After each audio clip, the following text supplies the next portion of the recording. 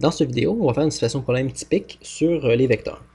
Alors la situation, c'est qu'on a un avion de ligne qui vole à une vitesse de croisière de 950 km/h et se déplace à 160 degrés. En même temps, il y a un vent de 150 km/h qui souffle à 85 degrés. Donc la question, c'est quelles sont les composantes du vecteur représentant la vitesse résultante de l'avion? Alors qu'est-ce qu'on doit faire? Je vais commencer par représenter la situation. Donc, je pars de n'importe où, je me fais une ligne horizontale pour mesurer mon angle. L'avion va voler à une vitesse de 950 km/h à 160 degrés. Donc je mesure premièrement 160 degrés, je vais approximativement, c'est juste pour mon croquis. Et l'avion va être comme ça à 950 km/h. On va dire que c'est ça. Ok, donc ça c'est 950 km/h. Et juste à titre indicatif, je vais l'appeler le vecteur A pour avion. Donc l'avion se dirige dans cette direction-là à 950 km/h. En plus de ça, il y a un vent qui va avoir un effet sur l'avion. Donc étant donné que ça va avoir un effet sur la vitesse d'avion, on va aller placer le vecteur qui représente le vent à l'extrémité du vecteur qui représente la vitesse de l'avion. Oups, désolé. Donc qu'est-ce que je vais faire? Je vais me faire une autre ligne horizontale ici, à l'extrémité du vecteur qui représente l'avion. Je vais mesurer mon 85 degrés, à peu près comme ça. Et je vais dessiner mon vecteur de 150 km qui représente le vent. Donc 150 km, ça doit être beaucoup plus court que 950. Donc c'est ça ici.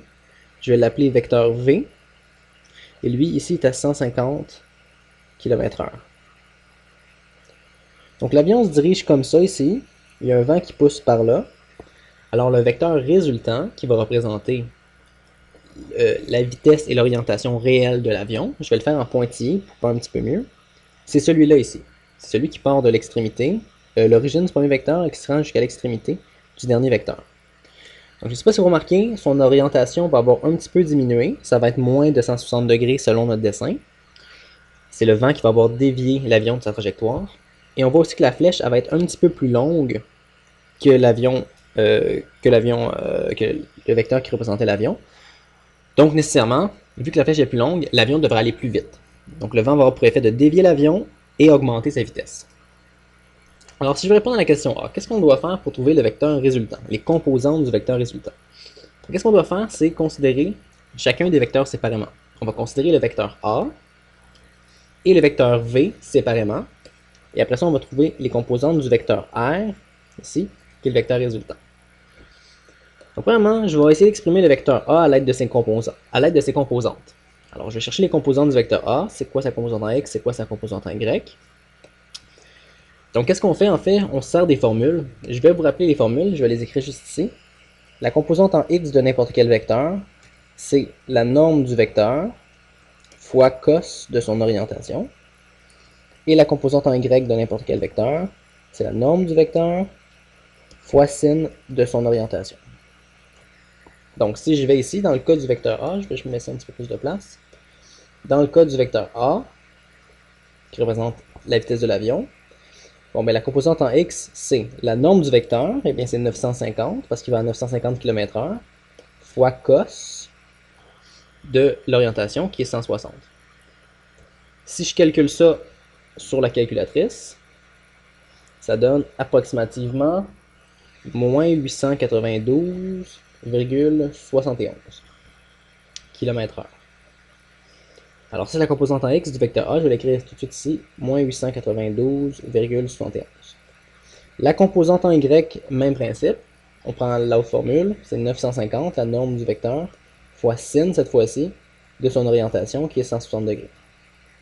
Quand je calcule ça, je trouve 324,92 km/h. Donc ça veut dire que horizontalement, elle se déplace vers la gauche de 892,71 km/h et verticalement, elle se déplace par en haut de 324,92 km/h. Donc ça, ce qu'on vient de trouver, c'est les composantes ici en X et en Y du vecteur A. Donc je vais faire exactement la même chose pour le vecteur V qui représente le vent. Après ça, ça va nous permettre de calculer les composantes du vecteur R. Alors, pour le vent, je cherche les composantes qui représentent le vent, je me sers de la même formule, Vx. La composante en X du vecteur V, ben c'est la norme du vecteur V, 150, fois cos de son orientation, 85, qui donne approximativement 13,07 km/h. Et la composante en Y, Vy, c'est la norme du vecteur V 150, fois sin de son orientation 85, et donc on trouve approximativement 149,43 km/h. Donc on a trouvé les composantes de nos deux vecteurs. Je vais juste les écrire ici, j'avais fait ici.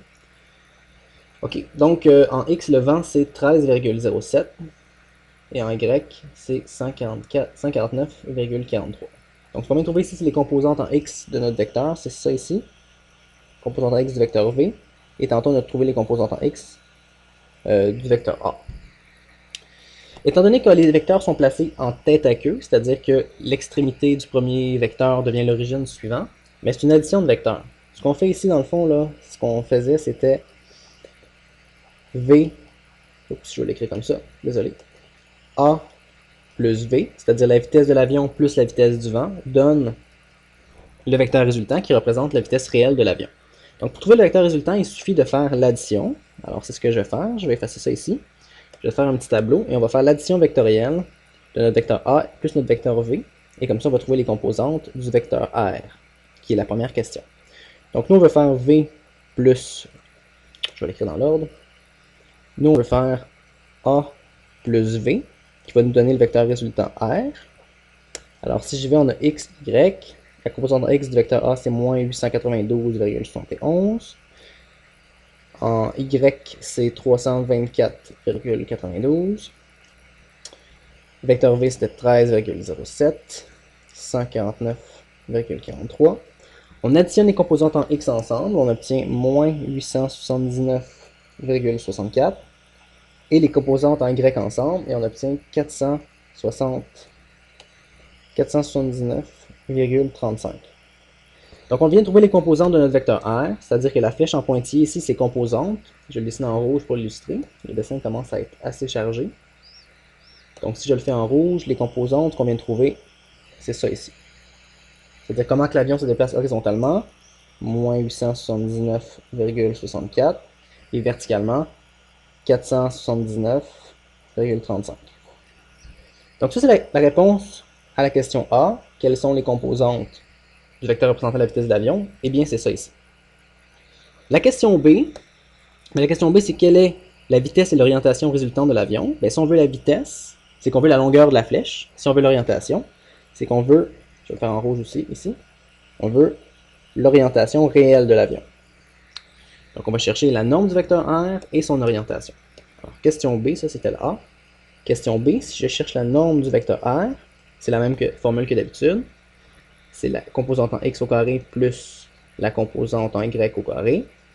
Alors c'est moins 879,64 à la 2 plus 474, c'est un 4 en passant, 474,35 à la 2. On tape tout sur la calculatrice et on obtient environ 999,39 km/h parce que c'est en km/h. Donc l'avion va maintenant à 999,39 km/h. On voit que sa vitesse a augmenté à cause du vent. Et si on veut son orientation, la formule, je la rappelle, c'est arc tangente de la composante en Y sur la composante en X. Et on fait plus 180 si la composante en X est plus petite que 0. Alors ici, je le fais. Arc tangente de la composante en Y, qui est 474,35, sur la composante en X, moins 829,64. Et là, on va faire plus 180 parce que le X est négatif. C'était moins 879. Alors, si on fait ça sur la calculatrice, on trouve approximativement 151,66 degrés. Donc, on voit que l'orientation de l'avion a changé en fait de 8,34 degrés. Donc, c'est ce qui répond à notre question.